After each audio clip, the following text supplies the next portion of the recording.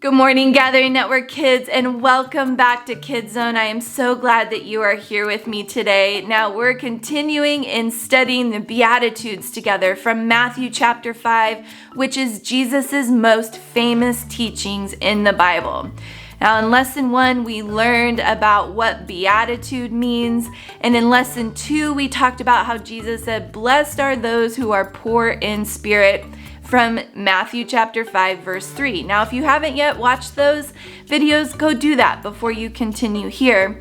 Today, we're going to look at verse 4, which says, "God blesses those who mourn, for they will be comforted." Now, what in the world does it mean to mourn? That's a really unusual word that we don't use all the time. Very basically, it means to be sad. Now, I'm wondering if you can show me right now or show the people next to you your best sad face. I would love to know what that looks like right now. Now, lots of things can make us sad in life. When we get hurt, maybe we fall down or we stub our toe or skin our knee. When someone does something to hurt us or hurt our feelings or leaves us out. When we do something wrong or we get in trouble for doing something wrong. When we lose something or someone important to us, or when we don't get something we really wanted.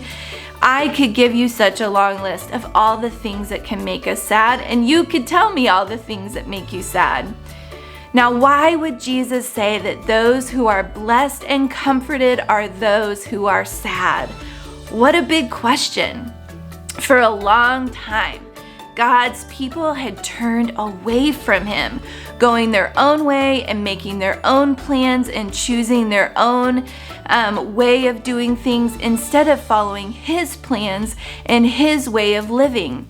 It caused so much pain and hurt in their lives.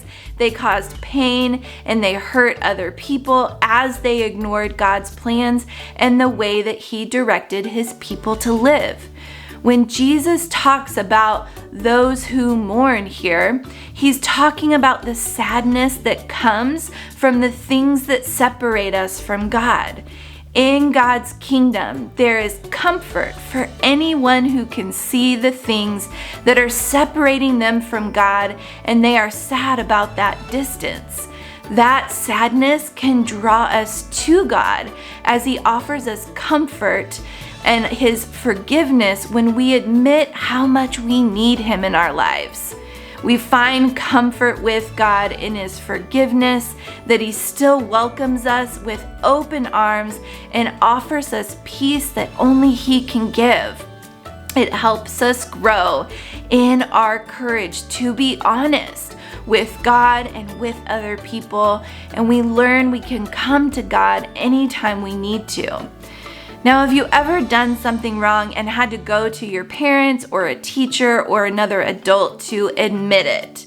You feel scared and nervous, maybe even sad or anxious that you have to admit something that might make someone else unhappy or even upset with you. And then you go to them and you confess and you say you're sorry and you really, really mean it. You wish you could go back to that moment and do that differently. And then that parent or that teacher or that adult looks at you in the eyes and says to you, "I am so glad you told me. I forgive you. Let's fix this together." even if there's a consequence for your actions, how much peace and comfort do you receive when they respond this way? When they offer you comfort and care in the middle of your confession, of telling the truth.